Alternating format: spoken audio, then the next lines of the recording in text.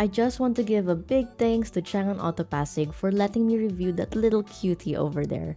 Hey everyone, and welcome to the first episode of Pocket Car Review. I honestly didn't expect that my very first Pocket Car Review would be an electric vehicle, so let's get right into it. The Changan LUMIN is a BEV or a battery electric vehicle with two variants priced at 699,000 Philippine pesos for the S variant and at 799,000 Philippine pesos for the L variant. Both variants are equipped with lithium iron phosphate batteries. Alright, so the difference between the two is the range it provides. The S variant can reach up to 190 kilometers with a battery capacity of 17.65 kilowatt hours, while the L variant's max range is at 301 kilometers with a battery capacity of 28.08 kilowatt hours. To the viewers who are new to EVs, yes, I'm talking about you and me. The battery capacity of an EV is like the gas tank of an ICE car or an internal combustion engine. So with that in mind, it tells you how much energy the car can store, just like how the gas tank tells us how much fuel it can carry. We're learning something here. Let's now check out the dimensions. The Changan LUMIN measures at only 3.2 meters long, 1.7 meters wide, and 1.5 meters tall. I have the brochure here, but it doesn't say anything about its ground clearance and the technical specifications. So I did some research, and the ground clearance more or less is at 150 millimeters. Not bad. At the front of the car, you have feisty looking halogen headlights with LED position lights. You also have LED turn signals. There's a LUMIN badge at the tip of the hood, and the grille at the bottom looks like it's smiling. For the tires, we have 165/70 R14. And apparently the Changan LUMIN uses Talon tires. You have rounded side mirrors, both with repeaters on it. And here's what it looks like from the driver's perspective. I guess this is what it looks like when you're stuck in traffic, especially if the hunter is right behind you. Unfortunately, you'd have to make the adjustments yourself since the side mirrors are not power adjustable. It's the same with folding your side mirrors, you have to do it manually too. I wanted to see what's on top of the Changan LUMIN, and apparently there's no visible antenna. I honestly find the back of the LUMIN amusing because the tail lights make it look sleepy. There's no visible reverse camera, but you do have two sensors at the back. And if you're ever wondering what it looks like underneath, here's a little sneak peek.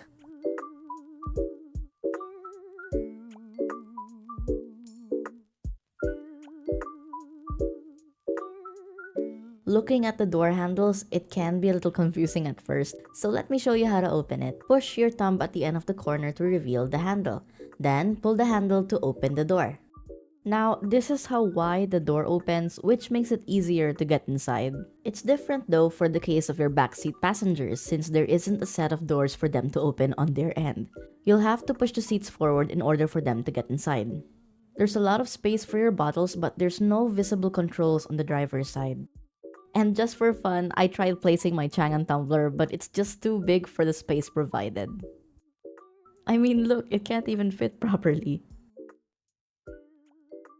You can also find the standard tire pressure chart for your tires on the driver's side. Moving into the interior, I thought that this was leather, since I'm kind of used to how old fabric seats would look like. And to find out that the upholstery is fabric, I guess this is what fancy fabric looks like on a modern car. You can also adjust your seats 4 ways manually, which is to adjust the angle of your seat or to move it forward and backward. How do you like the LUMIN so far? Don't forget to like, share, and subscribe for more Pocket Car reviews. Let's go ahead and check out the dashboard. There's one AC vent and another vent here, which can be found at the left side of the steering wheel. At the bottom, you have your controls such as the traction control and for the tire pressure monitoring system.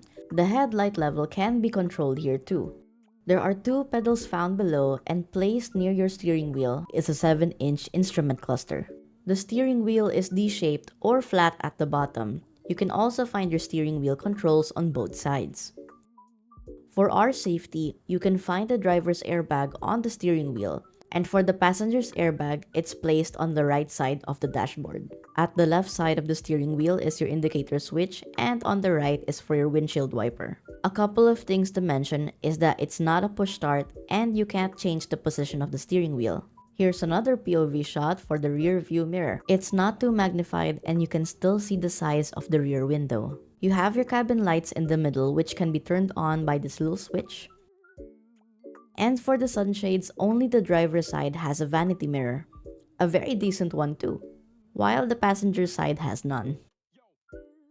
The dashboard is pretty neat, which is something common in a Changan car. There is no infotainment in the middle, but you do have a phone holder. I've seen a video where they place their phone horizontally for their sat-nav, or in our case, Google Maps. Here's another POV shot of what it looks like while you're driving with Google Maps. Let me know what you think.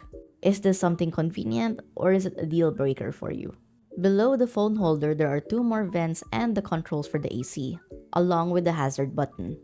And below that is a 12-volt power socket and a cute little storage at the side. What you're going to use when you drive this car is a rotary gear shifter with 2 driving modes, Eco and Sport. You also have your driver's controls for the windows and the door locks found in the center console. I do think that the LUMIN is a beginner-friendly car because of its manual handbrake, and you have this space here for small items such as your wallet or maybe your cards. Just try not to place coins or it'll disappear through the gaps of the handbrake. There is another cup holder at the back of the handbrake, and I did another tumbler test, and this time, it passed. The passenger's door side is similar to the driver's door side, but sadly there's no glove compartment. Having back pockets is a plus for me because I like to place my car manual and warranty booklet here so I don't forget it. You don't get adjusters for the seat belts, and there's a hook right here on each side, but I'm not quite sure what they're for. Here are more POV shots of what it looks like sitting at the back. Car seats can be placed at the back because of the available Isofix tethers. If you're going to place things at the back, this is not the proper way to open the door. What you're going to do is feel the button right here, hear the click, and then you can open the trunk. Ta-da! I unfortunately don't have the numbers for the trunk space, but I can vouch that it's spacious enough to place your children's backpacks, just like my mama bag right here. Besides, if you need more space, all you have to do is pull this to make the seats fall forward. Perfect for that extra space. And if you need to bring them back, all you have to do is pull the string and make sure you hear a click.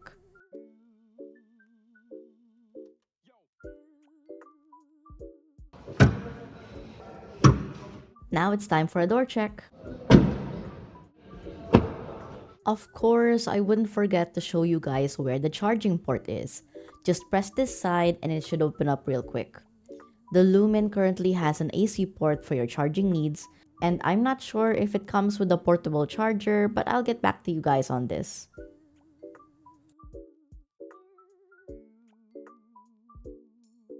And finally, let's check what's underneath the hood.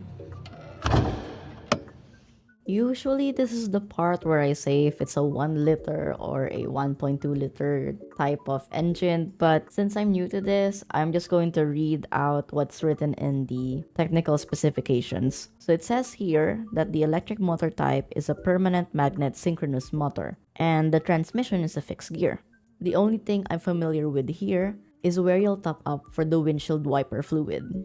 Before we get into the driving experience, I just want to say that there was a problem with the footage. It was actually on time-lapse mode. So there's no way I can salvage the footage except showing you a time-lapse of me driving the Changan LUMIN. In the video, I'm with Sir Jay-Z of Changan Auto Pasig, and he is also my agent when I purchased Bluey, my Changan CS15.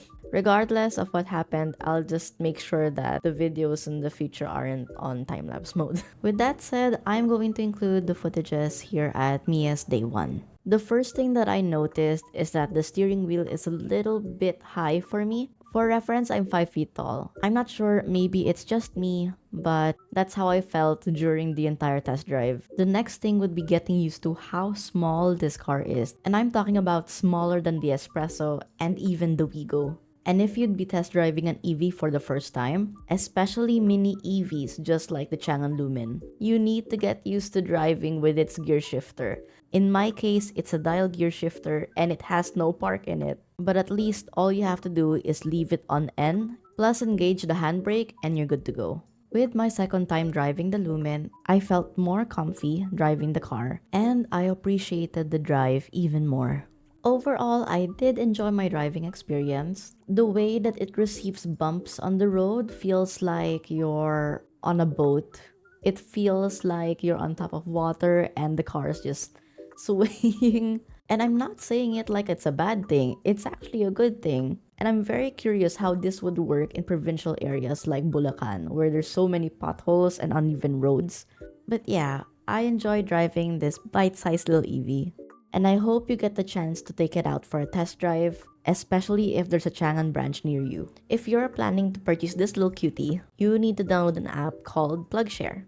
And since you'll be an owner of this car, you are now part of the Changan family. And I suggest you join this group right here. And here too. The Team Changan group is the official group under Changan PH, and all unit owners are welcome.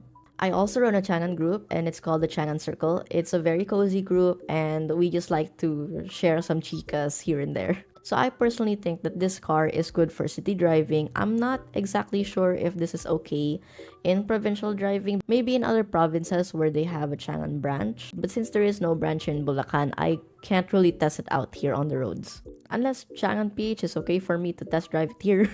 Who knows? If ever I do get the opportunity, I will test it around here, especially on the route where I bring my dogs to the vet and going back home.